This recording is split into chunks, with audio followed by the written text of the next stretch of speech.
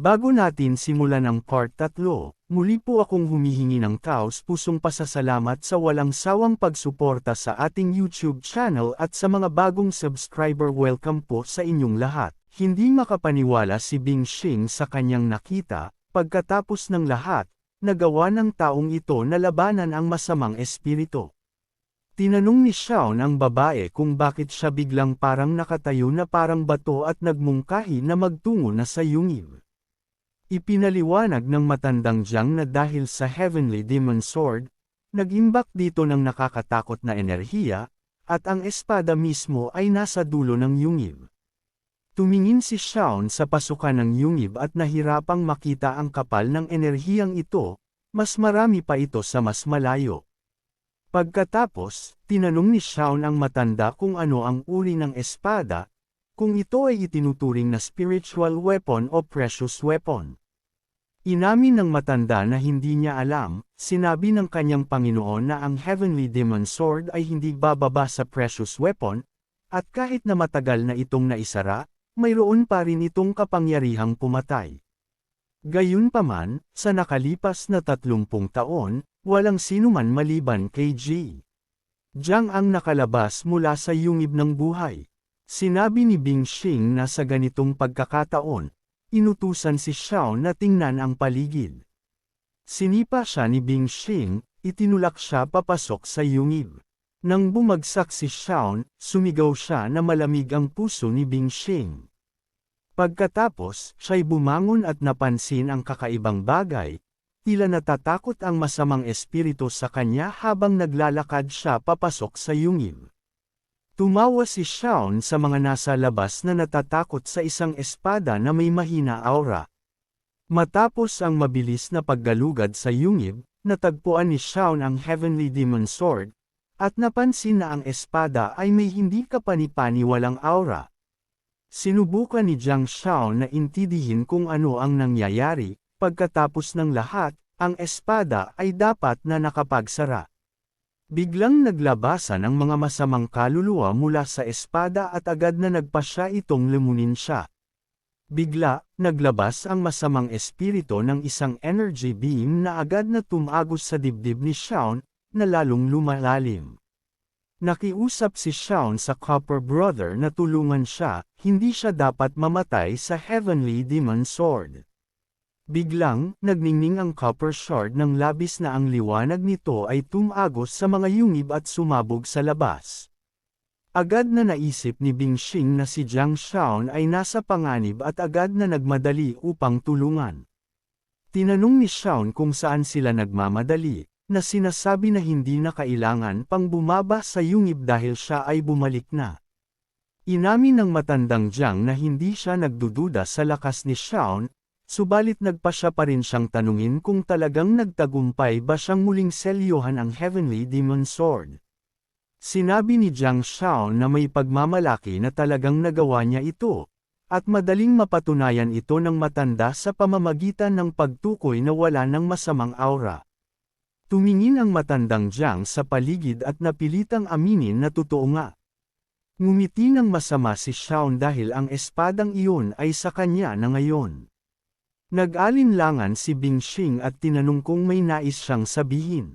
Nagsimula ng magpanik si Shaun, sinusubukan niyang malaman kung nalaman ba ni Bing ang tungkol sa demonic sword.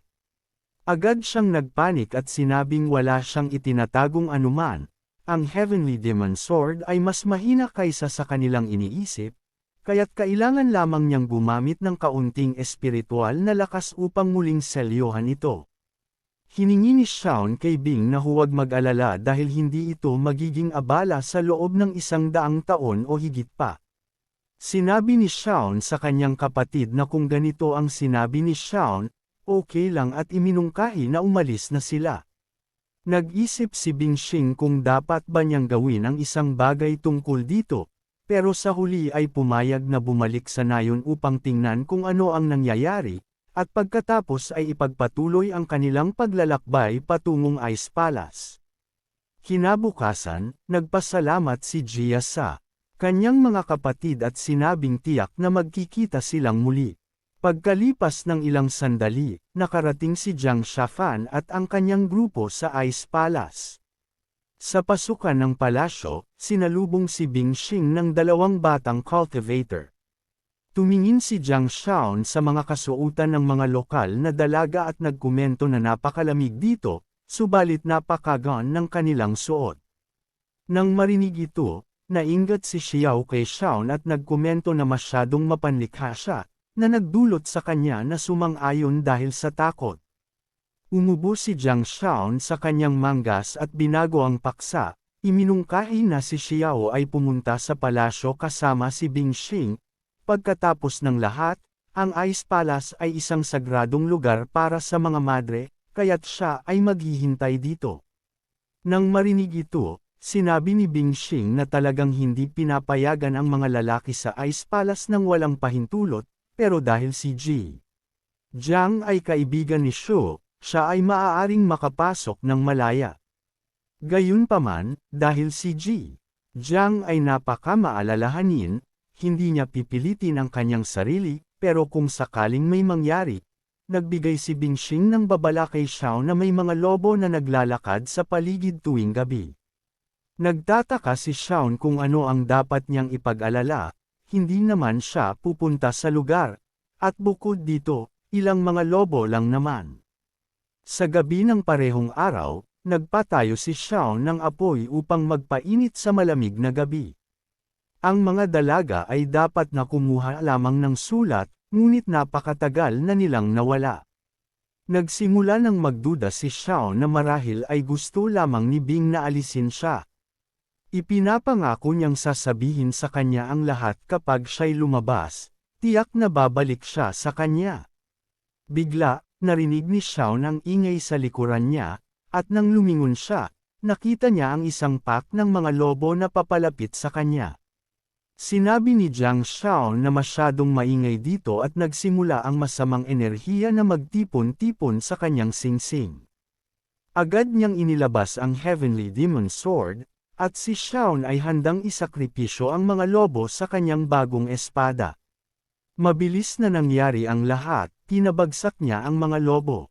Ang isa sa mga lobo ay ginamit ang kanyang bilis upang lumampas kay Xiao at umatake mula sa likuran, ngunit pinutol ito ni Xiao. Tinanong ni Xiao ang kanyang kapatid na si Bing Xing kung sigurado ba sila na ginagawa nila ang tama. Sinabi ng tagapaglingkod ng Ice Palace kay Miss Shu na huwag mag-alala dahil may plano ang kanilang Celestial. Samantala, si Bing Xing ay masusing pinagmamasdan ang espada ni Xiao. Madali namang napaglabanan ni Xiao ang mga lobo, ngunit sobrang dami na siya ay napapagod. Bigla, isang nakakatakot na lobo ang lumitaw mula sa pack, na nagdulot kay Jiang Xiao ng pagkabigla. Ang lobong ito ay masyadong malaki kumpara sa iba. Nagulat ang tagapaglingkod ng Ice Palace, sinusubukan niyang unawain kung saan nagmula ang Snow Wolf King. Bigla, inilagay ni Xiao ang Heavenly Demon Sword pabalik sa kanyang singsing, na nagbigay ng gulat sa mga babae. Ipinaliwanag ng tagapaglingkod na ang lakas ng Snow Wolf King ay hindi bababa sa ikapitong langit, ngunit si Xiao ay nagpasyang talunin ito ng kanyang mga kamay lamang. Masama ang naging kalagayan nito para kay Xiao, na natanto kung ano ang problema. Agad na inutusan ni Bing Xing si Xiao na magpadala ng tulong.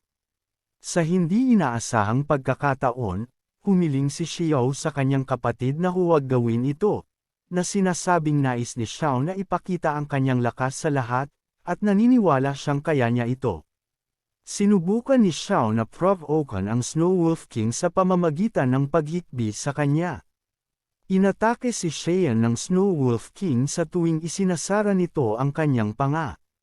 Sa huli, nagawa ni Xiao na makalabas sa pagkakahawak ng mga pangil sa huling sandali, pagkatapos ay tinamaan niya ang ulo. Nang halimaw, ngunit nagkamali si Zoan, biglang lumiko ang lobo at tinamaan si Jiang Xiao gamit ang buntot nito, dahilan upang siya'y tumilapon pabalik sa bato. Mula sa pinsalang natamo, samuka si Zun ng maraming dugo, napakalaki ng agwat ng lakas sa pagitan nila. Gayunpaman, hindi siya nawalan ng pag-asa. Si Jung Shaun ay naglakas loob na makipaglaban. Nakipaglaban si Shaun sa Snow Wolf King hanggang sa huli.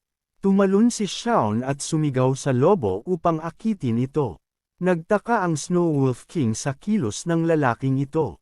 Pagkatapos niyang bumagsak sa lupa, nagtipon si Cheyenne ng lakas sa kanyang mga binti at kaagad na bumangga sa mukha ng lobo, at tumalon pabalik sa kanyang dating posisyon.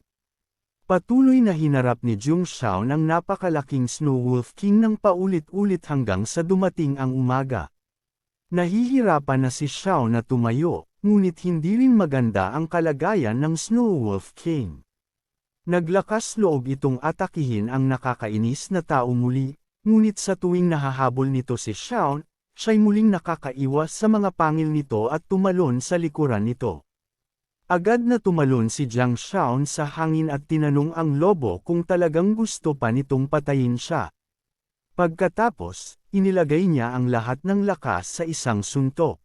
Namangha ang mga babae sa kanilang nakita, nagawa pa ring talunin ni Jiang Shaun ang Snow Wolf King. Sinubukan niyang huminga ng malalim habang sinasabing sa wakas ay napatay na niya ito, ngunit agad na bumagsak siya dahil sa pagod. Nagsaya ang mga babae na nakaligtas si Shaun at nagawa niyang talunin ang Snow Wolf King na nasa ikapitong langit. Pagkalipas ng ilang sandali, nagising si Jiang Shaun sa isang hindi pamilyar na lugar. Kaagad siyang tumalon at nagtanong kung nasaan siya at kung ano ang nangyari. Tinapik ni Sia ang ulo ni Cheyenne at tinanong siya kung nakalimutan na ba niya siya, pagkatapos ay hiniling na magising na siya dahil kailangan nilang umalis. Hindi alintana ni Shaun ang pag-alis sa lugar na ito, sa wakas ay hindi na niya makikita ang Ice Maiden na iyon. Paglabas, nagpasalamat si Cheyenne kay Bingxing sa kanyang kabutihan at sinabi na hindi niya ito malilimutan. Tumugon si Cheyenne na muli silang magkikita. Nagtataka si Shaun kung ilang beses siyang naging bastos sa kanya, ilang beses na siya ay halos namatay dahil sa kanya, at na sana ay hindi na sila magkikita muli. Ngunit nang hindi alintana, hindi siya tumanggap ng sagot mula kay Bingxing. Tinanong ni Xiao si Bingxing kung kailan sila magkikita muli, na sinabing mamimiss niya siya. Sumagot si Xiao na laging welcome siya rito. Nang marinig ito, nagsimula ng magalit si Jiang Shaun at tinanong kung sino ang tinatawag na Xin Xin. Narinig ni Jiang Shaun ang isang lalaki na tinawag si Bingxing na Xin Xin at nakaramdam siya ng pagkasuklam sa lalaking ito. Ipinaliwanag ni Bingxing kay Young Master Xia na narito siya upang ihatid ang kanyang kaibigan. Napansin ni Fang Ming na narito rin si Xiao at tumalon patungo sa kanila. Tinanong ni Xiao kung ano ang ginagawa ni Fang Ming dito. Sumagot siya na narito siya upang mag-propose ng kasal kay Miss Bing. Siyempre, dahil ito ay mungkahi para kay Bingxing, nagdesisyon si Xia na tingnan muna ang lalaking ito. Itinulak ni Xia si Jiang Zhaofan patungo kay Bingxing at tinanong kung ipagtatanggol niya ang kanyang kapatid. Nang marinig ito, biglang namula si Bingxing. Ipinaliwanag ni Fang Ming kay Shaun na magkaibang posisyon sila at hindi kayang tumayo ni Shaun. Habang si Bingxing ay isang tagahanga ng mahabang relasyon, tinanong niya si Shaun kung gusto ba niyang isipin na kayang ipagtanggol ni Shaun si Bingxing. Tinanong ni Bingxing ang Young Master kung ilang beses na niyang ipinaliwanag sa kanya. Bigla, tumayo si Shaun sa harap niya at tinanong si Fang Ming kung may respeto ba siya kay Bingxing at ano ang karapatan niya upang tawagin siyang Bingxing. Tinanong ni Shaun si Fang Ming na huwag gawing mahirap ang sarili. Nagmungkahi si Fang Ming na tingnan kung gaano talaga kaayos si Cheyenne. Tinanong ni Bingxing kung bakit siya nandito sa Ice Palace. Sumagot siya na narito siya upang makipag-usap kay Elder Shi, at sinabi niya sa Elder na siya ay tapat kay Bingxing mula pagkabata at sa pagkakataong ito ay humihiling siya sa lahat ng mga Elder at Master ng palasyo na pakasalan siya. Tinanong ni Elder Shu kung anong nangyari, pagkatapos ay tinanong si Bingxing kung totoo ba ito. pero sumagot si Bingxing na wala siyang intensyon na pakasalan siya. Pagkatapos, sinabi ni Elder Shou na dapat narinig ng lalaki ang lahat. Ipinaliwanag niya na hindi ito dahil ayaw niyang ibigay si Shiner sa kasal, kundi dahil siya mismo ay ayaw. At sa Ice Palace na ito, kahit ang pinuno ay hindi kayang pilitin siya. Sinabi ni Xiangming na walang problema doon, at bukod pa, siya ay tapat kay Celestial Sister Bingxing at hindi ito magbabago kahit natanggihan siya. Siguradong babalik siya muli hanggang sumang-ayon si Sister Bingxing. Inutusan ni Fang Ming ang isang tagapaglingkod na dalhin ito. Pagkatapos ay inilabas niya ang isang kahon ng alahas na ginto. Kinuha ni Fang Ming ang isang kristal mula sa kahon at sinabing ito ay sinasabing ang Polar Ice Jade ang pinakamahirap na bagay sa mundo. Sa loob ng jade ay maraming purong yelo na kapangyarihan na makakatulong kay Sister Bingxing na pahusayin ang kanyang mga kakayahan. Upang makuha ang jade na ito, maraming pagsisikap ang kanyang inilagay. Sinabi ni Fang Ming na ibinibigay niya ang jade kay Bingxing sa pag-asam na sana ay masiyahan siya sa ganitong regalo. Ang kanyang mga damdamin para sa Celestial Woman ay katulad ng Polar Ice Jade, kasing tibay. Namangha ang mga miyembro ng Ice Palace sa ganitong regalo, tunay man o pekeng, ito ay napakahalagang regalo. Talagang napakamapagbigay ni Fang Ming. Bigla, tumawa si Jiang Shaon at tinanong kung ito talaga ang pinakamatatag at hindi nasesire na bagay sa mundo. Talagang kapanapanabik ito, basta kumuha ng maliit na yelo at sabihing ito ang pinakamahirap na bagay sa mundo, at may mga taong maaaring maniwala dito. Sinabi ni Fang Ming na isa lamang siyang simpleng bata na malamang ay hindi kahit alam kung ano ang Polar Ice Jade. Nang marinig ito, nagsimula ng tumawa ang entourage ni Fang Ming sa hanggal na kabataan. Dahil sigurado si Fang Ming na tama siya, nag-alok si Jiang Shaon na makipagtalo sa kanya upang buksan ang mga mata ni Fang Ming, upang makita niya kung gaano komplikado ang kanilang tinatawag na mundo. Tinanong ni Elder Z kung sino ang taong ito, at sumagot si Bingxing na kaibigan siya na nakilala ni Xing. Si Jiang Shaon mula sa Tianman Empire, dumating siya sa Ice Palace upang tumanggap ng liham na lihim. Sinabi ni Fang Ming na ang isa ay ignoranteng tao kaya't pumayag siyang makakuha ng pagpapakilala mula dito. Sabi ni Xiao na handa siyang ipakita ang lahat sa itim at puti. Tumawa si Fang Ming at tinanong si Xiao kung handa ba siyang ipagpalit ang kanyang buhay. Agad naman siyang pumayag. Sinabi ni Bingxing sa dalawa na kumalma at tinanong kung ano ang ginagawa nila dito sa unang lugar. Ngunit inutusan ni Xiao si Bingxing na manahimik. Walang paraan na inaasahan ni Bingxing ang ganitong bagay mula kay Xiao. Nagsimula siyang malumbay na ang lalaking ito ay biglang sumigaw sa kanya. Ipinatong ni Fang Ming ang Polar Ice Jade sa sahig at inalok si Xiao ng kaunting panlasa. Agad na tinaga ni Xiao ng Ice Jade gamit ang Heavenly Demon Sword. Nagtataka si Fang Ming sa kanyang nakikita, ang pinakamalakas na Ice Jade ay biglang nahati. Nagulat si Elder C kung paano nagawa ni Jiang Shaon na durugan ang Ice Jade gamit ang espada na hindi man lang nagbigay ng espiritual na enerhiya. Tinanong ni Jiang Shaon kung ano ang iniisip ni Brother Xia tungkol sa nangyari. Tinawag ni Fang Ming si Xiao na bastardo at handa na sanang umatake ngunit pinigilan siya ng isa sa mga tagapaglingkod. Sinabi niya sa Panginoon na itigil ito kung hindi ay magagalit ang Ice Palace Mistress. Napilitan si Fang Ming na lunukan ang kanyang sama ng loob. Sinabi niyang handa siyang tumanggap ng pagkatalo dahil isa lamang ang kanyang buhay. Ipinaliwanag ni Xiao na malinaw na ngayon at ngayon kailangan ni Fang Ming na umalis sa Ice Palace. Nangako si Fang Ming na hindi niya kakalimutan si Xiao at magkikita silang muli.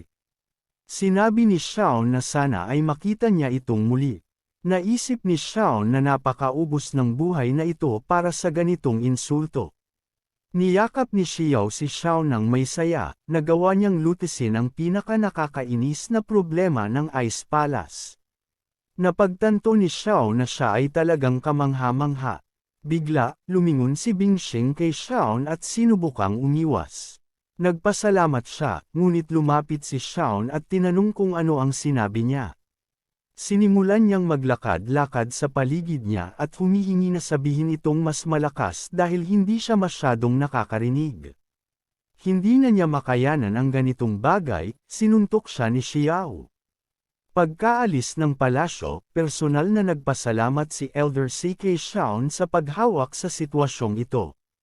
Si Shiner ay ang pinakakahangahangang inapo ng Ice Palace sa loob ng libu-libong taon at hindi siya maaaring pakasalan ng isang tulad ni Fang Ning. Gayunpaman, dahil sa katayuan ng pamilya, hindi nila maaring basta-bastang tanggihan siya.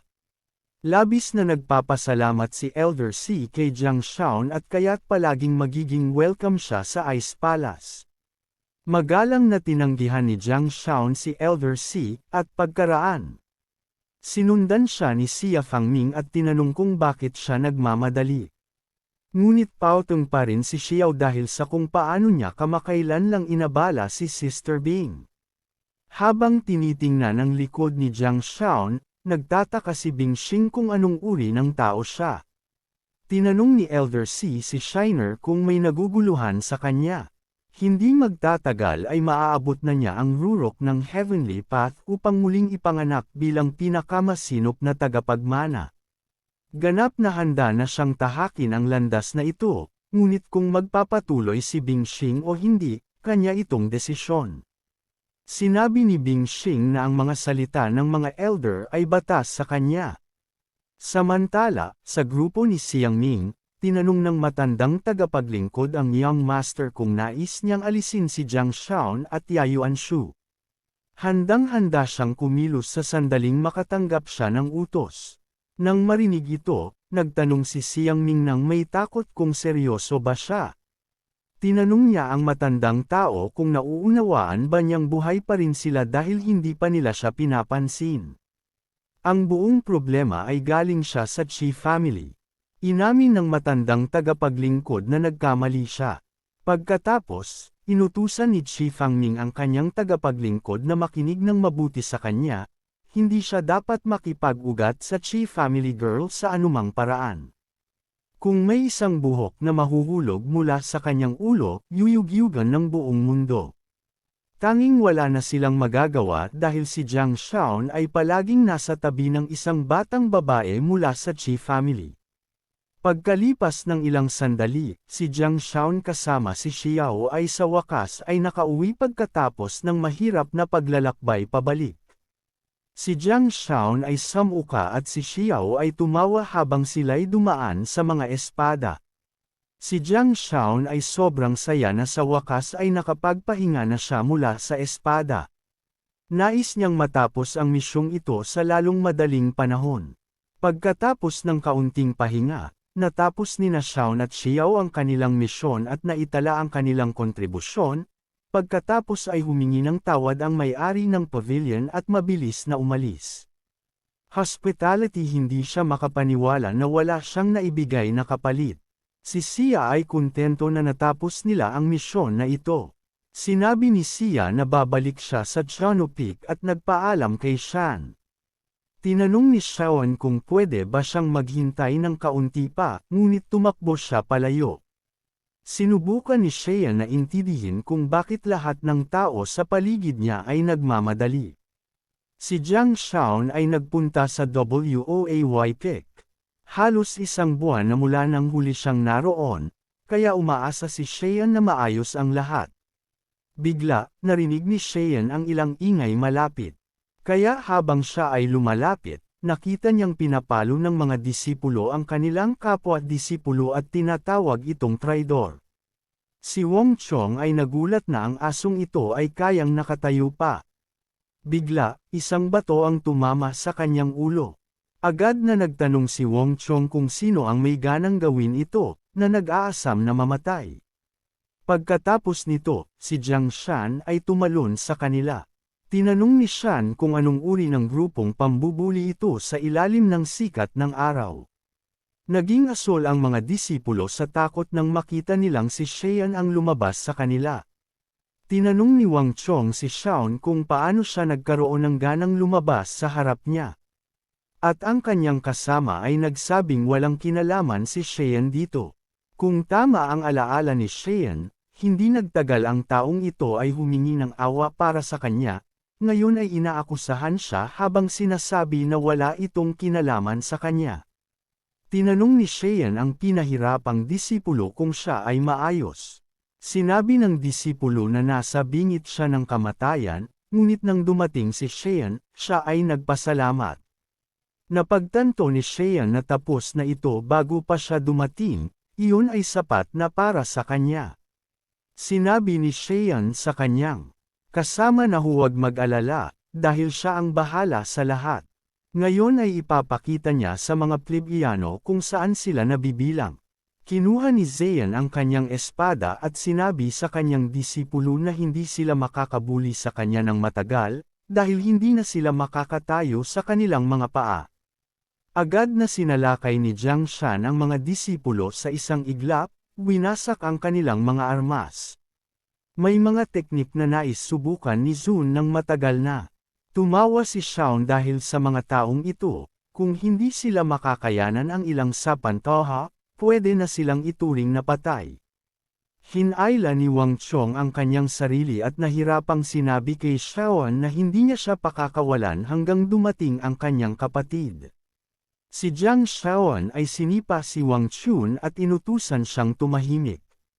Tinanong ni Shan kung narinig nila ang kanyang sinabi, na sila ay babagsak sa pinakamababang antas sa anumang pagkakataon. Tinanong ng disipulo si Xian kung masyado ba niyang pinahirapan ang mga ito. Lumitaw si Xian sa likod ng kanyang kapwa at sumagot na hindi ito malaking bagay. Pagkatapos ng lahat, nasa kama lang sila sa loob ng halos kalahating taon. Tinanong ni Sean kung ano ang pangalan ng kanyang kasama, na siya namang nahihiyang sumagot na ang pangalan niya ay Xiaoping. Matapos ang ilang sandali, si Jiang Shaun ay nagtapon ng bato sa ibabaw ng tubig at tinanong si Xiaoping kung bakit hindi siya umalis sa tuktok mula nang siya ay labis na miserable. Tinanong ni Xiaoping kung saan siya pupunta, pagkatapos ng lahat, may maliit na tsansa na may tuktok na handang tumanggap ng ganitong tamad na disipulo, dahil wala siyang pakialam kung saan siya pupunta. Inimungkahi ni Zoan kay Xiaoping na sumama sa kanya sa Wupik. Sa Wupik, wala ni ang dangal, katayuan, ni kapangyarihan ang mahalaga.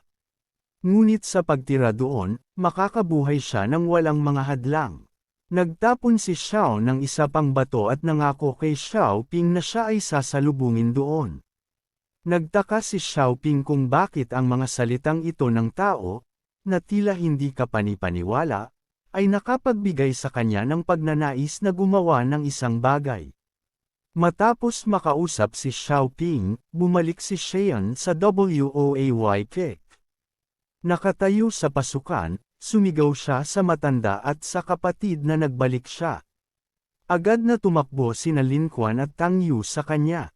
Nais ni Lin Kuan malaman kung sino ang dalawang diwata na bumaba mula sa bundok kasama siya at pinasalamatan siya ni Tang Yu sa kanyang pagbabalik. Tinanong ni Xian kung anong mga Hell Fairy pa ang naroon, halos namatay siya doon. Nang marinig iyon, si Lin Kuan ay nagalit pagkatapos mag-isip ng maling bagay at nagtanong kung paano iyon nangyari at si Tang Yu ay handang isulat ang mga teknik na ginamit ng kanilang boss. Samantala, lumapit si Matandang Le sa pasukan ng tuktok at agad na binati si Shaun. Hindi pa nakabalik si Shaun sa WOAY Peak sa loob ng isang buwan, kaya nagsimula siyang magtanong kay Matandang Luo kung kumusta na siya.